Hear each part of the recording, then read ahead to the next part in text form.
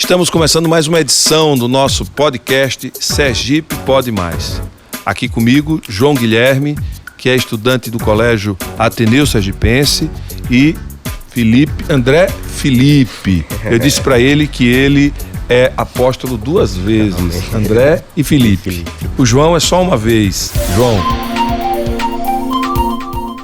me fala uma coisa, como é que é para vocês ir para a escola todos os dias?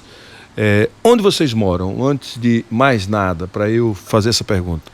Meu nome é João Guilherme, eu sou aluno da rede pública, sou ex-presidente do Grêmio Clodomir Silva, no Colégio Ateneu Sergipense.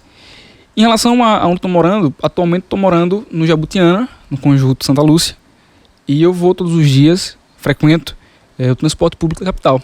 Eu vou de Santa Lúcia até o dia e do dia até a Barão do Maruim, para de lá ir para o Ateneu Sergipense. Você pega dois ônibus todos os dias. Para ir e para voltar. Exatamente. E você?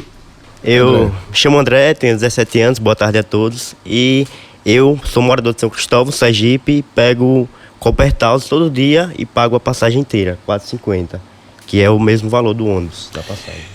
E o quanto isso pesa na vida de vocês? Como é para sua família ter que desembolsar todo dia, durante 5 dias por semana, o valor da passagem para você ir e vir para a escola? E para você também, João, como é que é isso? Assim, atualmente está sendo um investimento que poderia não ter esse investimento, o Estado poderia dar esse investimento, mas como nós não temos essa possibilidade através do Estado, por causa de qualidade também, está sendo através de minha família, dos meus pais, todo dia após dia. No meu caso também, minha mãe e meu pai é quem dá o dinheiro para que eu consiga colocar na carteirinha, passe escolar. Eu pago a minha passagem, R$ 2,25, para ir para o colégio, em um ônibus em condições precárias. Inclusive, quando chove, a gente não sabe se chove mais dentro do ônibus ou fora. Faz poça nos assentos. É uma cachoeira. É uma cachoeira. Não é uma goteira, é uma cachoeira. É uma cachoeira. Então você chega no terminal dia, após esperar 40 minutos, para que o ônibus da onde eu moro rode o conjunto, porque assim, são 2 ônibus, para o conjunto inteiro. 400/1, 400/2. Quem vive lá entende qual é a problemática. A minha pergunta é o seguinte: o que vocês acham do passe livre? Eu estou vendo que o problema do transporte para vocês não é só a questão do valor que vocês pagam, é a qualidade do transporte, é o tempo de espera, são vários ônibus que vocês precisam pegar, né? Mas o passe livre, o que significaria isso na vida de vocês? O que poderia agregar na vida de vocês como estudantes, se nós implantássemos em Sergipe o passe livre para estudante, sem a obrigação de pagar meia passagem? Passe livre para rodar sem nenhuma restrição. Eu acho que deveria ser totalmente necessário o Estado liberar o passe livre para todos os estudantes e por exemplo, iria aumentar a quantidade de alunos matriculados no estado, porque muitos não vão à escola por conta disso, porque não tem como, o transporte é má qualidade, não tem essa certa mobilidade. Acho que deveria sim ter o passe livre. Então o dinheiro que eu tiro do mês para colocar no cartão de passagem é um dinheiro que eu poderia utilizar para fazer uma atividade extracurricular, ir para um esporte, uma aula de música, por exemplo. E isso, claro que pesa no orçamento da minha família. Eu tirando essa obrigatoriedade de colocar dinheiro na minha carteirinha para estudar, que diante da Constituição é um direito, eu tiraria de minhas costas uma preocupação que eu poderia, como eu posso dizer, direcionar a uma outra atividade. O fato de vocês terem a obrigação de pagar, isso restringe demais a possibilidade de circulação para uma série de outras atividades, até mesmo ir à casa de um colega, fazer um trabalho conjunto, fazer uma atividade esportiva, como você falou, fazer ir para uma atividade cultural. Tem tantas coisas que o jovem gostaria de fazer e está estudando, ele já está cumprindo uma tarefa muito nobre, que é estudar, né? De certa maneira, numa compensação que a gente dava, como reconhecer o esforço de quem está estudando, poder dar a ele a liberdade de estar em vários lugares ao mesmo tempo. Porque, veja, a gente não aprende só na escola. A gente aprende na escola, a gente aprende com um amigo, a gente aprende numa banda de música, a gente aprende numa atividade esportiva, a gente aprende em vários lugares. O aprendizado, ele está aí, a gente vai se deparando com ele em várias oportunidades. Então, eu acho que o passe livre é algo que a gente precisa levar em consideração. Eu me considero classe média. Claro que a gente passa por perrengues. Mas no caso de quem tem uma insegurança alimentar, por exemplo. Rogério, quando se passa fome, ir para o colégio nunca vai ser prioridade. Colocar passagem em carteirinha nunca vai ser prioridade. A prioridade é procurar emprego. Como você disse, se uma família está vivendo de auxílio governamental, como é que vai tirar R$120 por mês para pagar passe escolar? Não tem dinheiro para comer, como é que vai Nunca será prioridade. Não vai sair da escola. Ou vai a pé. Não é isso? Vai sair da escola. E em caso de jovens em periferia, por exemplo, não só em periferia, onde o crime, por exemplo, existe ou está em algum nível próximo a esse jovem, o crime, a gente entende que o crime é sedutor. O tráfico de drogas, por exemplo, é um dos crimes mais sedutores de jovens do nosso país. E quando se fala sobre comer, sobre existir, ou melhor, sobre sobreviver, ganhar dinheiro é fundamental. E seja lá qual for a forma. Se esse jovem não tiver uma base familiar que o faça entender que o crime não é a solução, ele vai entrar. Então, aí vem o preconceito. Não, mas ele vai usar o passe livre para fazer qualquer coisa. Aí vem aquele moralismo. Não pode. Ele vai usar para trabalhar. Ótimo que ele use para trabalhar. Ele está estudando e vai trabalhar com o passe livre, né? Isso, qual o problema? É uma renda. É a realidade de É melhor do muitos que ele jovens. ficar lá na comunidade. Mas haverá alguma fiscalização perante a isso?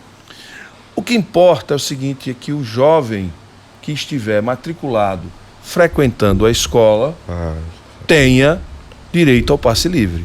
Se ele deixa de frequentar a escola, tem que discutir com a família. Tem que fazer a gestão, né, da vida curricular do aluno, para que você administre. Se ele não está indo por quê? Se ele tem o passe, por que ele não está indo? Né? Se ele chega lá e ele tem a refeição, por que ele não está indo? Então, pode ser também porque ele não tem uniforme, pode ser porque está faltando dinheiro para comprar material didático. Então, é outro debate que a gente precisa fazer.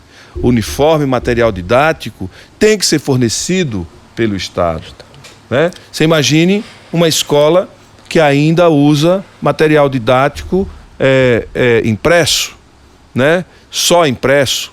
Nós poderíamos ter um tablet e o material didático ali, casado com o material didático do professor, articulado com uma gestão escolar que acompanha a atividade do professor, a atividade do aluno, que as notas do aluno vai para o sistema, que a família pode entrar no sistema com a senha da matrícula do aluno e ter acesso a tudo da vida escolar do aluno, né? Então, nós temos tantas possibilidades nessa questão que eu acho que é uma questão de prioridade. Definir a educação efetivamente como uma prioridade. Tem uma frase de Darcy Ribeiro que ele diz que a crise na educação não é uma crise, é um projeto. E em comunhão com o que o senhor falou, no sentido de que não há prioridade para a educação, quando falamos do nosso Estado, a gente também tem que entender que não há condições de pensar em um desenvolvimento, como diria Marcelo Deda, um desenvolvimento socialmente justo, sem partir do pressuposto da educação. Creio que a gente precisa pensar a educação de forma mais moderna, né, com a tecnologia, é possível a gente igualar o aluno e o professor do ponto de vista do material didático que você tem e que o professor tem, certo? E é preciso ter método de ensino muito claro. Esse método de ensino, esse processo pedagógico, qual os alunos, eles ao longo do tempo vão passando por esse processo pedagógico de formação, e o professor orientado, passando por educação permanente cada 6 meses, a cada ano, né? Eu acho que isso... Capacitado é educação permanente, o professor passa para a educação permanente, o programa de educação permanente o tempo todo. Isso muda, isso pode mudar a educação no Estado. Agora, é impossível você imaginar que uma escola que não tem a estrutura do Ateneu possa dar a mesma educação, com a mesma qualidade que o Ateneu oferece. Rogério, quando a gente fala em educação, a gente falou sobre a questão da capacitação dos professores. A gente falou sobre a educação, falamos sobre a crise na educação, que não é uma crise, é um projeto, é uma questão de prioridade. E quando falamos do chão de uma escola pública, não se pode desviar, não se pode negar a má remuneração que os professores recebem. O professor no Brasil não é tido como fundamental. Pelo menos não praticamente, de forma prática. Na teoria tudo é bonito, mas na prática, será que o professor ele recebe em detrimento a quanto trabalha? Veja, esse é um problema que você sabe que em alguns países europeus o professor ganha mais do que o juiz. E é para ser assim. Né? Na universidade, por exemplo, o procurador, que é o advogado da universidade, ganha mais do que o professor doutor em fim de carreira. Então, a gente tem um problema de distorção em relação à remuneração do professor. Isso é um fato. Isso é um processo cultural. Mas o professor é mal remunerado na rede pública e na rede privada, né? Isso é um problema que a gente tem cultural, e eu quero concordar com você que não é um problema só da rede pública, é também da rede privada, né? Então você traz uma explicação. Mas eu queria mudar um pouco de assunto e falar sobre o esporte, né? Para vocês, essa semana nós aprovamos um projeto no Senado, que já veio da Câmara, que prorrogou a isenção de imposto de renda ou destinar uma parte do imposto de renda das empresas para estimular a atividade esportiva, projetos esportivos. Como vocês veem o esporte? O esporte para vocês significa o quê do ponto de vista da formação? Veja, eu recebi a Ana Moser, eu recebi alguns grandes desportistas brasileiros no meu gabinete em Brasília como senador. E eles defendem mais esporte nas escolas. O que vocês acham disso?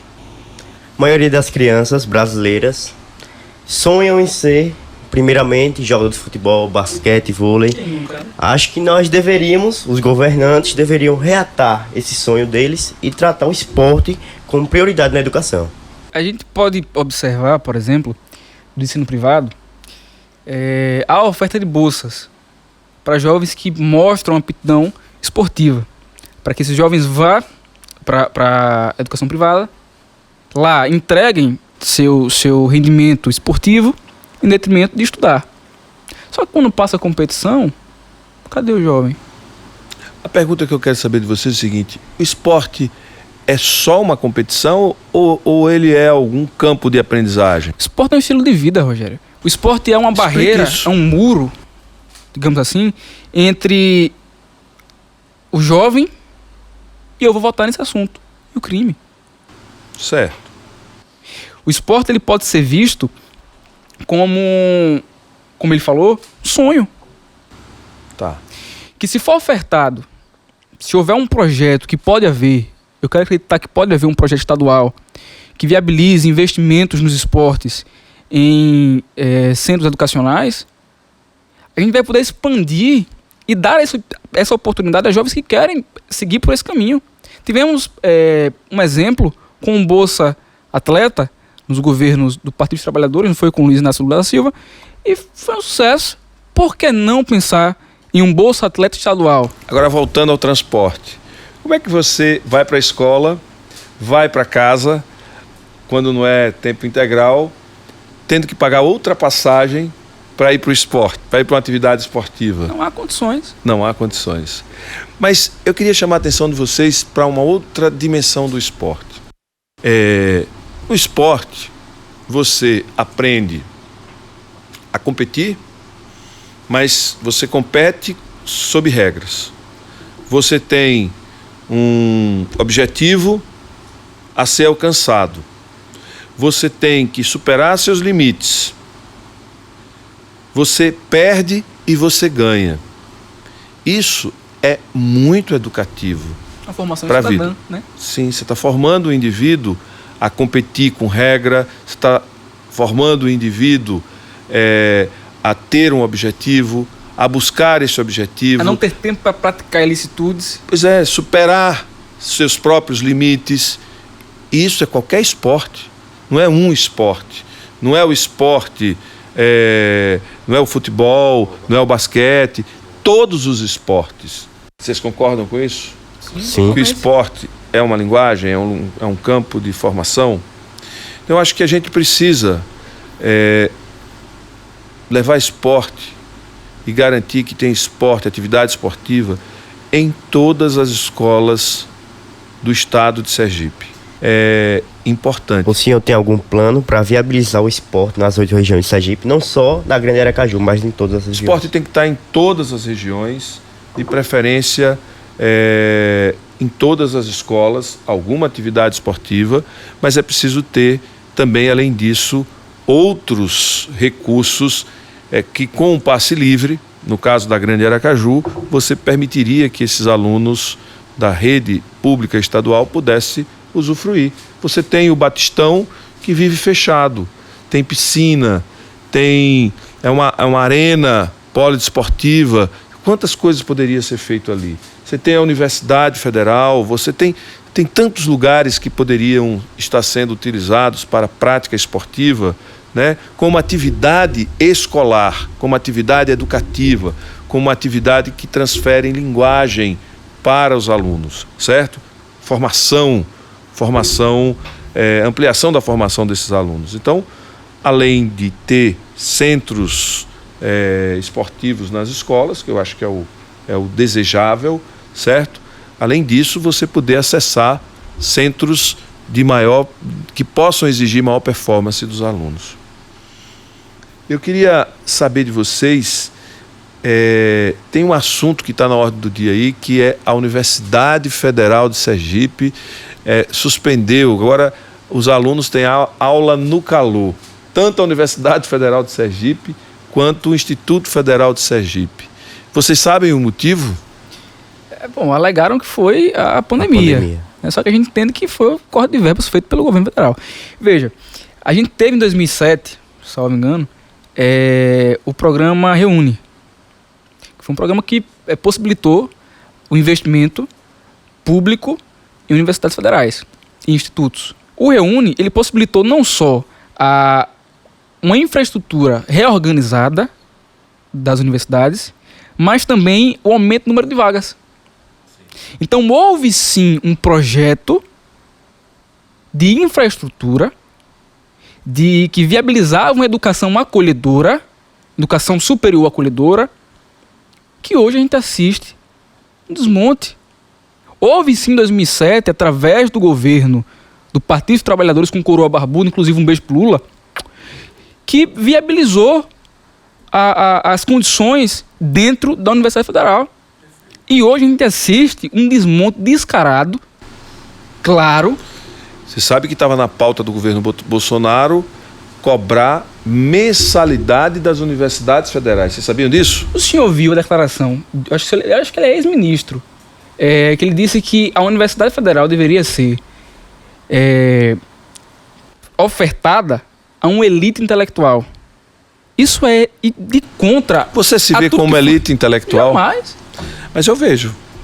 Você como elite intelectual. Você está dando um show aqui, vocês dois. Então, o que é elite intelectual? Qual é o preconceito que está embutido nisso? Será que é mesmo uma elite intelectual ou é uma elite financeira? Pronto. Porque eu sou desprovido de qualquer elitismo financeiro. Muito bem, muito bem. Eu acho que aí você matou a charada. Ou seja, as universidades devem ficar para os ricos e os pobres fazem cursos técnicos para servir a casta superior. É isso E que você quer tornar dizer? o Brasil, mais uma vez... Desigual. Desigual. Muito bem. Muito bem. E tornar o celeiro do mundo, né? A questão do agronegócio, aquela coisa... Você sabe que a humanidade passa por várias fases, né? Primeiro a fase em que o poder vinha de quem recebia de Deus, que é o teocentrismo, que são os reis, os imperadores. Depois a era do ter, né, que é a era do capitalismo, do capital, de quem detém os meios de produção, etc., da propriedade privada. E agora é a era do conhecimento. E na era do conhecimento, como é que vocês avaliam o Brasil? Como é que a gente está em termos de investimento em ciência e tecnologia? Vocês têm alguma noção sobre isso? Só se pode produzir tecnologia, ciência, com universidades com infraestrutura. Porque eu lhe pergunto, Rogério, o senhor é político, o senhor sabe. Lá em Brasília, os gabinetes, tem ar-condicionado? Tem, opa. Full time? Full O tempo time. todo? Por que a universidade pública não tem? Cadê o projeto que foi pensado em 2007 para reorganizar a infraestrutura das universidades públicas?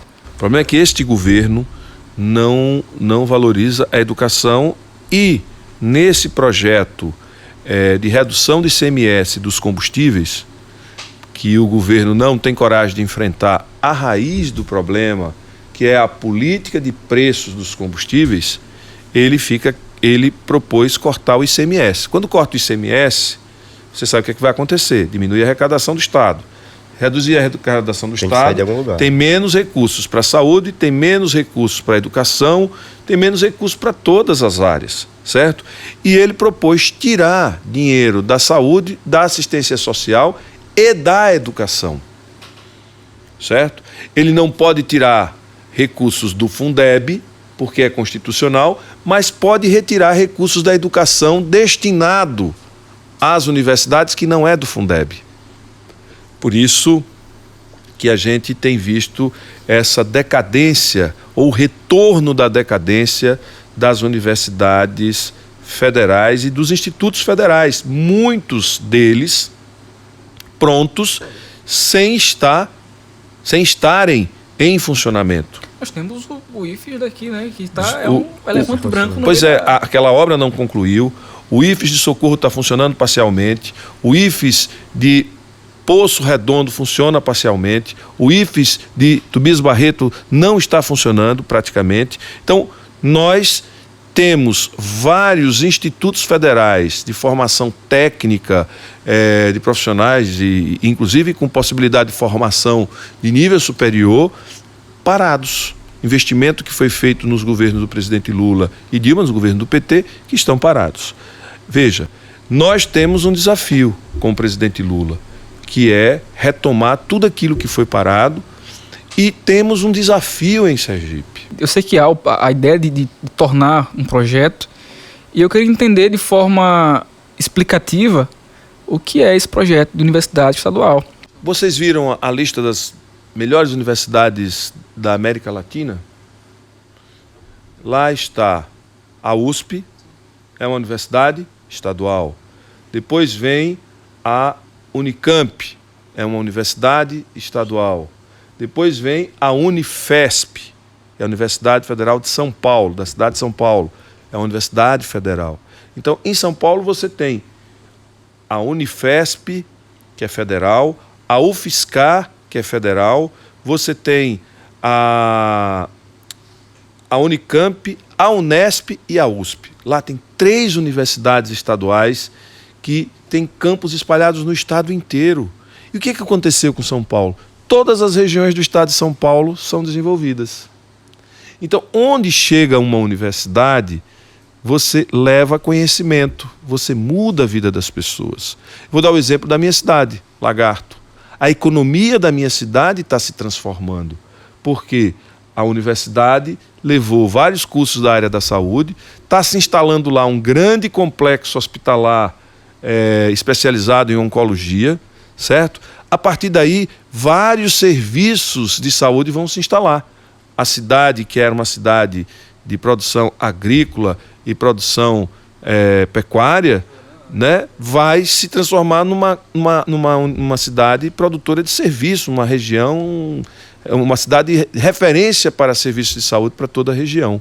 Então, eu creio que uma universidade estadual ela pode cumprir determinados papéis, né, para ajudar o desenvolvimento econômico de várias regiões do estado. No Baixo São Francisco, será que uma universidade, um campus da universidade no Baixo São Francisco, com formação de profissionais que conheçam bem as potencialidades do turismo, da produção do arroz, da piscicultura... Que represente os locais, no caso. Que represente as vocações locais.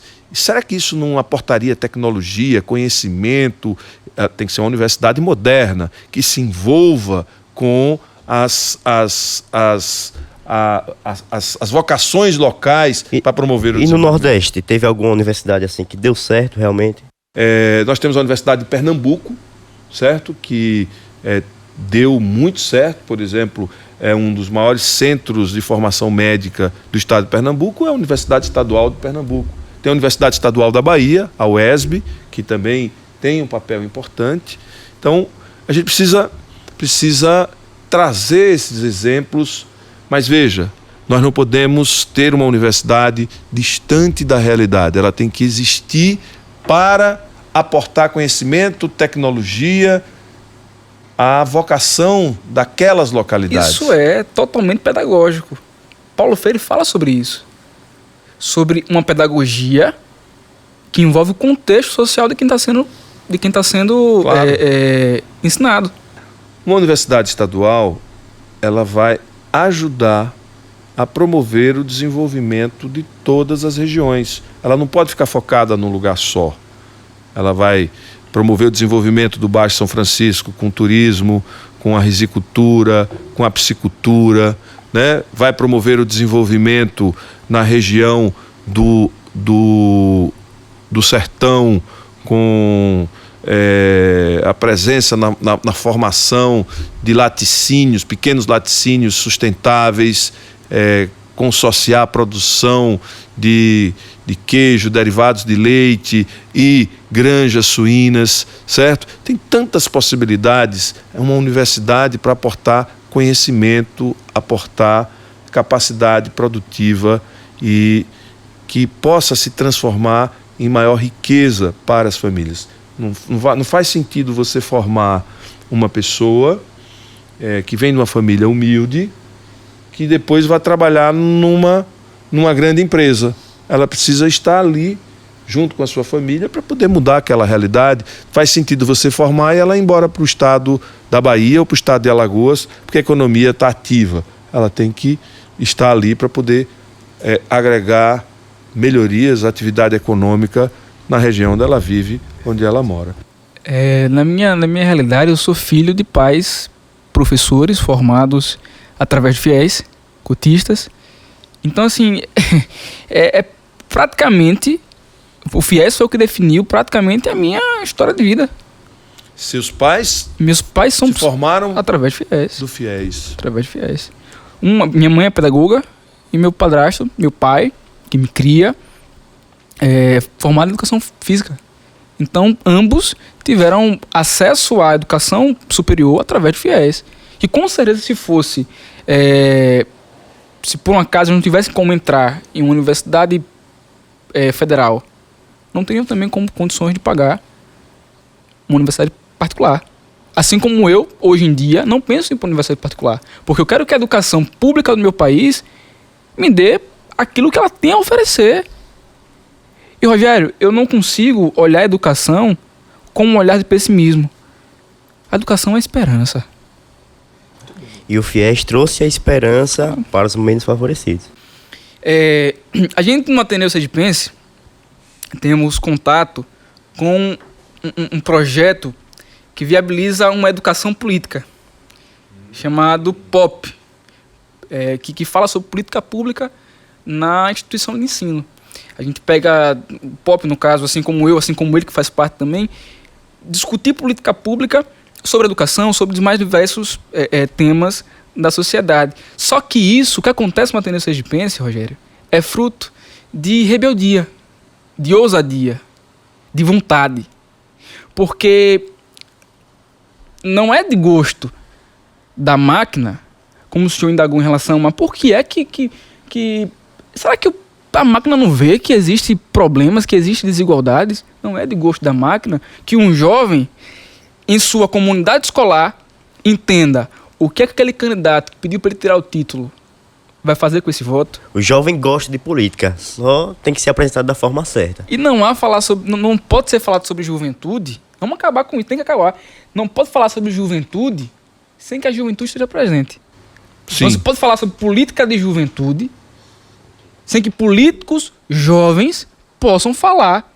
Acabou com isso, tem que parar. E a educação política nas escolas é Perfeito. fundamental. Então, a gente tem muito trabalho pela frente. Eu queria agradecer a vocês, queria passar a palavra final aqui para o André, depois para você, João Guilherme.